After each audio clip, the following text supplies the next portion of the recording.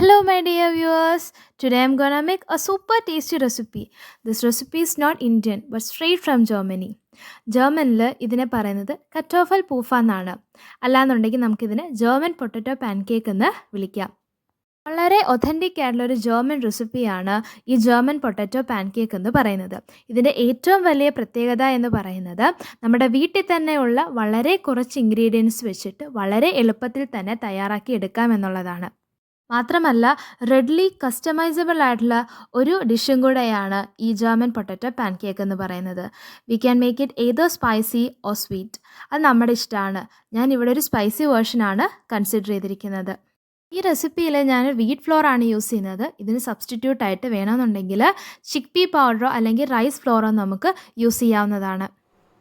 ഈ ഡിഷിൻ്റെ overall texture എന്ന് പറയുന്നത് ഉള്ളിൽ നല്ല സോഫ്റ്റ് ആൻഡ് ഫ്ലഫി ആയിരിക്കും ആൻഡ് എഡ്ജസിൽ വളരെ ക്രിസ്പി ആയിരിക്കും. നമുക്ക് ഒരു നേരത്തെ മീലായിട്ട് യൂസ് ചെയ്യാവുന്നതാണ്, ഏതാ മോർണിംഗ്, ആഫ്റ്റർനൂൺ ഓർ ഈവനിങ്. ഈ ഡിഷ് യൂറോപ്യൻ സ്ട്രീറ്റ് ഫുഡാണ്. അതായത് ഫെസ്റ്റിവൽ സമയത്ത് യൂറോപ്യൻ സ്ട്രീറ്റ് സൈഡുകളിൽ വിറ്റ് വരുന്ന ഒരു തരത്തിലുള്ള ഡിഷാണ് ഈ ജർമ്മൻ പൊട്ടറ്റോ പാൻകേക്ക്.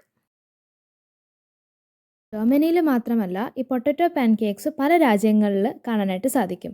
പക്ഷേ ഓരോ രാജ്യങ്ങളിലും അത് ഓരോ പേരിലായിരിക്കും അറിയപ്പെടുന്നത്. ജർമ്മനിലുള്ള പല ആളുകൾക്കും ഇതൊരു നൊസ്റ്റാൾജിക് ഡിഷ് തന്നെയാണ്. ഒരു സ്ട്രീറ്റ് ഫുഡ് എന്നതിന് പുറമെ സോഷ്യൽ ഗ്യാതറിങ്സിലും ഇത് മെയിൻ ഡിഷ് അഥവാ സൈഡ് ഡിഷായിട്ട് ഉപയോഗിക്കാറുണ്ട്. ഒരു പാൻകേക്ക് ആയതുകൊണ്ട് തന്നെ നമുക്കിത് പാനിൽ ഫ്രൈ ചെയ്തെടുക്കാവുന്നതാണ്. അതുകൊണ്ട് തന്നെ ഇത് വളരെ കുറച്ച് എണ്ണ മാത്രമേ ഉപയോഗിക്കുന്നുള്ളൂ. നോൺ സ്റ്റിക്ക് ആണെന്നുണ്ടെങ്കിൽ കുറച്ചും കൂടെ കുറവ് എണ്ണയായിരിക്കും ഇത് യൂസ് ചെയ്യുന്നത്. ഇതിൻ്റെ പെർഫെക്റ്റ് ആയിട്ടുള്ള കോമ്പിനേഷൻ എന്ന് പറയുന്നത് സോർ ക്രീമാണ്. സോർ ക്രീം കൂടാതെ ആപ്പിൾ സോസ് കൂട്ടിയും ആളുകളിത് കഴിക്കാറുണ്ട്. എല്ലാവരും ട്രൈ ചെയ്തിട്ട് അഭിപ്രായം പറയണേ. Thank you.